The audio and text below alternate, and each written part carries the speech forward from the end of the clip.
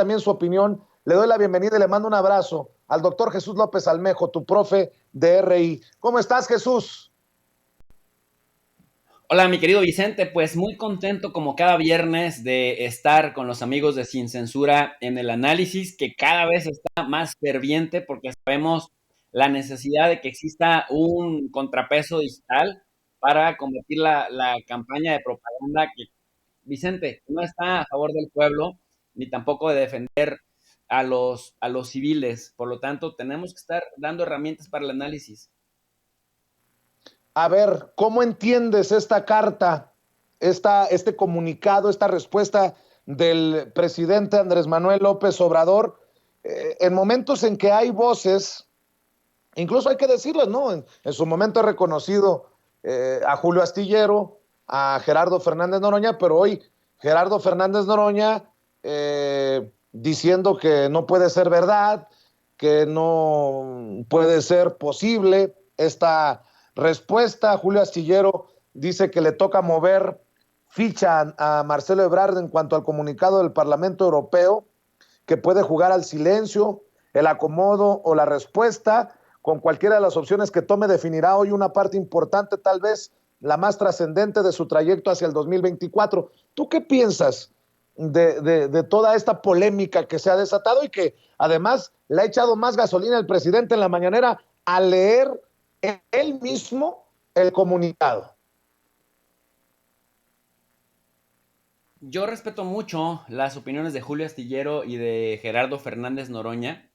pero yo creo que a cada acción corresponde una reacción en sentido proporcional y también en el sentido opuesto. Y a mí me parece que el nivel de propagandismo del Parlamento Europeo, la mala fe, la absurda y ridícula postura de una supuesta preocupación por el periodismo mexicano y también el que en el punto 2 den a entender que hay una colusión entre círculos del gobierno y los carteles criminales del narco,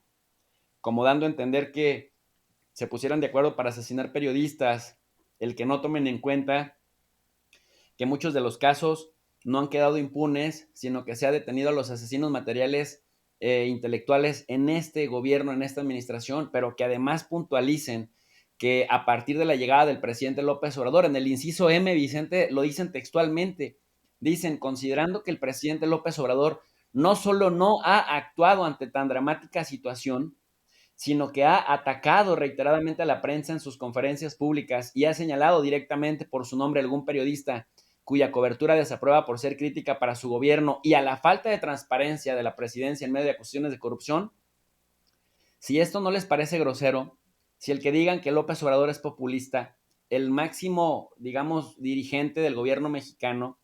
si esto a los que están asustados tanto desde la izquierda como desde la derecha, tanto desde los medios de comunicación como desde la política, pues esto que abiertamente vota por 602 votos el Parlamento, pues además de ser injerencista, intromisorio, es grosero, falso e impertinente, porque estos mismos que se dicen censurados tienen un programa de televisión, tienen un programa de radio, tienen un canal en internet al que le meten mucho dinero, también patrocinadores externos. Estos censurados tienen una o dos columnas en dos, tres medios impresos. Y yo quiero preguntarle a la gente que nos está viendo, ¿en qué país del mundo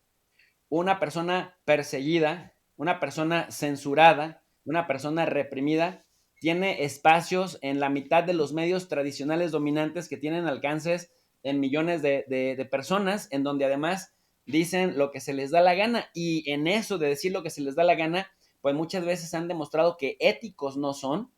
han demostrado que hacen periodismo sicarial, es decir, a sueldo, y muchos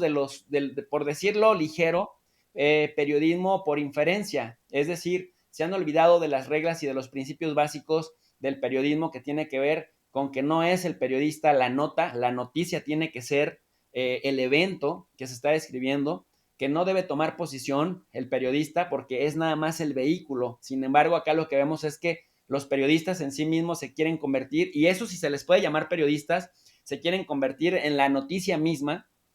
pero tres, se han olvidado de que la prensa se regula con la prensa, se han olvidado de que en la época y en el mundo de las redes sociales todo queda grabado, siempre hay un tweet, siempre hay un video que recordar, y cuando se exhiben las mentiras, jamás han tenido la ética, la decencia, la dignidad de disculparse. Entonces, cuando uno lee punto por punto, letra por letra, número por número y palabra por palabra, cuidadosamente y rigurosamente, el panfleto que aprobaron como resolución en el Parlamento Europeo, nos damos cuenta que esto parece que lo escribió Carlos Loret de Mola, parece que lo asesoró el español Joaquín López Dóriga, de licenciatura trunca, y parece también que lo hubiera asesorado el diario Reforma, y que nada más los parlamentarios de la Unión Europea o el Parlamento Europeo, que mandó armas a Ucrania, que aprobaron la censura de los periodistas, no solamente rusos, sino de los periodistas españoles, italianos, alemanes, franceses, que trabajaban para RT y para Sputnik News, y que lo hacen en el nombre de la democracia, según esto, es decir, la censura en el nombre de la democracia, y que además, Vicente, no han tomado en cuenta que países como República Checa, que hemos estado platicando al respecto fuera del aire, en este momento República Checa, si considera que un periodista hace apología a favor de Putin o alaba o dice que no ve tan mal que algún funcionario de alto nivel de Rusia esté haciendo lo correcto o así sucesivamente, de manera discrecional te pueden detener y meter a la cárcel hasta por 3 años. En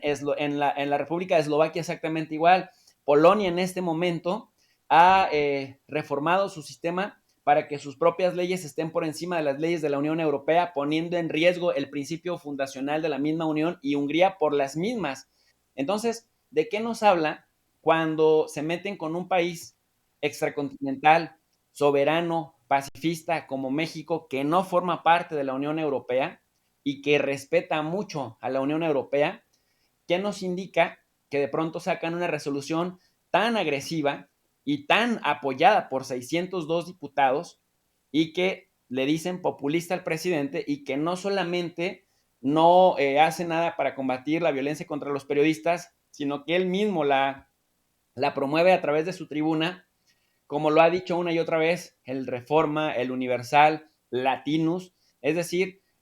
aquellos a los que en México les decimos chayoteros, o en Perú les dicen mermeleros, o en Puerto Rico les dicen besajoyos, o en algunos otros países les dicen coimas. Es decir, vemos pues que no se dieron a la tarea de criticar, pero también observar los avances que hay, Vicente. Oye, mi querido